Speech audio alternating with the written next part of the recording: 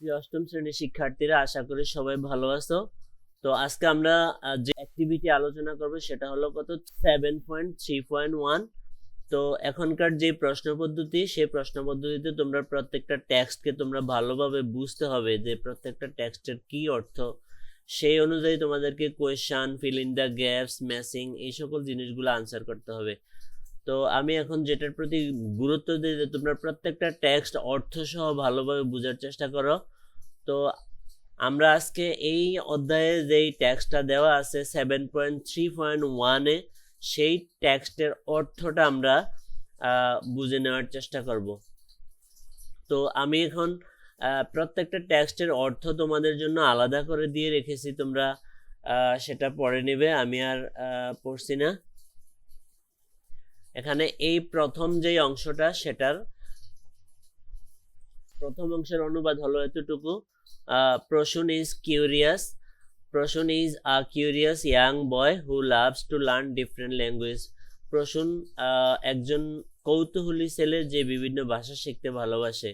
One day, একদিন, while reading a book, একদিন যখন সে বই পড়তেছিল, on how to use English language correctly, কিভাবে ইংরেজি ভাষাকে সঠিকভাবে ব্যবহার করা যায়।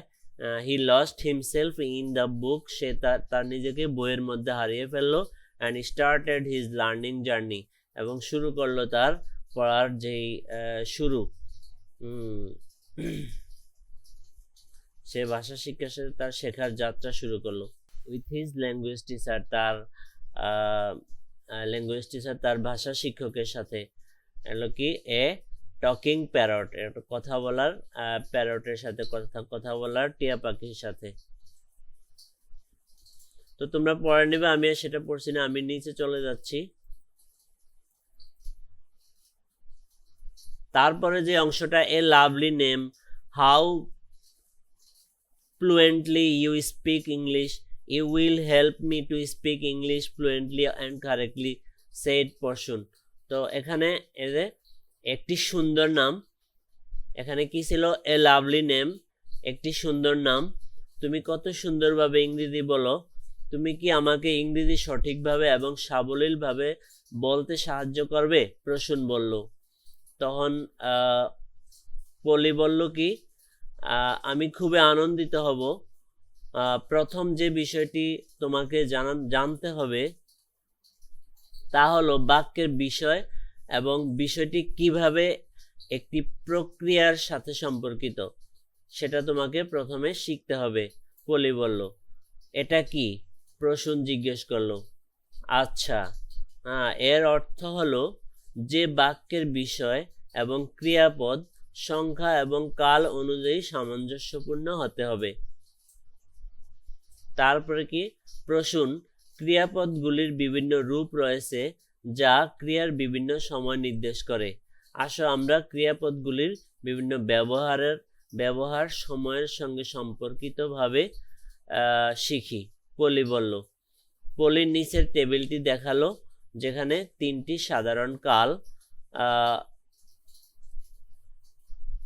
অব্যাহত কাল, সম্পূর্ণ কাল এবং সম্পূর্ণ অব্যাহত কালের উদাহরণ ছিল, এবং প্রতিটি কালের জন্য সময় নির্দেশক ক্রিয়া বিশেষণও অন্তর্ভুক্ত ছিল। তো পলির নিচে যে টেবিলটি দেখালো, সেই টেবিলটা আমরা দেখে নিব। এটা হলো টেবিলটা: tense, structure, time adverbial, example sentence. তো present tense, simple present tense মানে প্রেজেন্ট ইনডিফিনিট টেন্স। তো প্রেজেন্ট ইনডিফিনিট টেন্সের স্ট্রাকচার কি? সাবজেক্ট প্লাস ভার্বের প্রেজেন্ট ফর্ম। আর এখানে একটা প্রেজেন্ট ইনডিফিনিট টেন্সে যে অ্যাডভার্বিয়ালগুলো ব্যবহার করা হয়, যেগুলো সাধারণত থাকে প্রেজেন্ট ইনডিফিনিট টেন্সে: always, open, sometimes, regularly, rarely, এইগুলো থাকে প্রেজেন্ট একটা। তারপর প্রেজেন্ট ইনডিফিনিট টেন্সের একটা সেন্টেন্স দিয়ে দিছে: I regularly brush my hair. এভাবে প্রেজেন্ট কন্টিনিউয়াস টেন্সের গঠন দিয়ে দেওয়া হয়েছে এখানে। এগুলা তো শিখলে অনেক ভালো হবে। টেন্স তো সব ক্ষেত্রেই কাজে লাগে, তোমরা শিখে নিবে এগুলা। প্রেজেন্ট কন্টিনিউয়াস টেন্সের গঠন: সাবজেক্টের পরে এম, ইজ আর ভার্বের সঙ্গে আইএনজি। তারপর প্রেজেন্ট কন্টিনিউয়াস টেন্সের যে টাইম অ্যাডভার্বিয়ালগুলো থাকে, সেগুলো যেমন now, at this moment, at present, এই ধরনের টার্মগুলো থাকলে প্রেজেন্ট কন্টিনিউয়াস হয়। আর এখানে প্রেজেন্ট কন্টিনিউয়াস টেন্সের একটা সেন্টেন্স দেওয়া হয়েছে: তো এভাবে সবগুলো tense, first tense, present tense এবং ফিউচার টেন্স সব দেওয়া আছে বক্সের মধ্যে, সেটা আর আমি বাংলা করলাম না। এবার আমরা নেক্সট অংশে নাও লেটস প্র্যাকটিস। নাও এখন চলো আমরা চর্চা করি how we will use different tenses with time adverbial. সময়ের বিভিন্ন নির্দেশনার সাথে আমরা কিভাবে বিভিন্ন টেন্স ব্যবহার করি। সেড, পলি বললো। তো এটার বাংলাটা আমি নিচে দিয়ে রেখেছি, তোমরা এখান থেকে বইয়ের সাথে মিলিয়ে পড়ে নিবে। এখন আমরা কিভাবে বিভিন্ন ক্রিয়ার কালের সাথে সময় নির্দেশক ক্রিয়া বিশেষণ ব্যবহার করব তা অনুশীলন করি। পলি বলল। তারপরে প্রসূন কি বলল? প্রসূন এবং পলি বিভিন্ন ক্রিয়ার কাল এবং সময় নির্দেশক ক্রিয়া বিশেষণ ব্যবহার করে বাক্যের গঠন করার অনুশীলন করলো।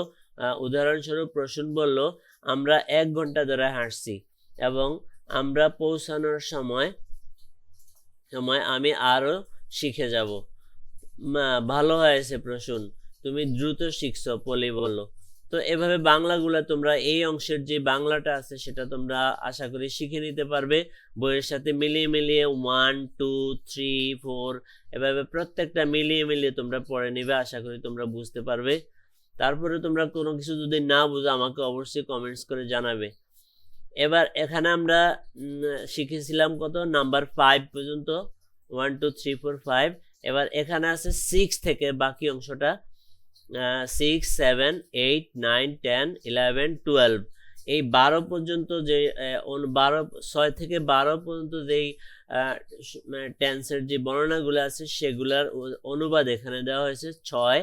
এই যে 6 থেকে 6, 7, 8, 9, 10, 11, 12 তোমরা এখান থেকে পড়ে নিবে।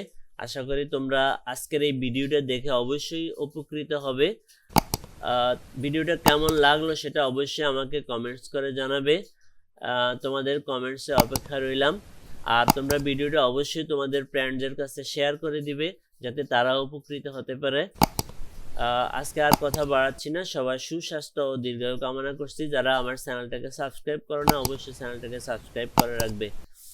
তো সবাই ভালো থেকো, আল্লাহ হাফেজ, বাই বাই।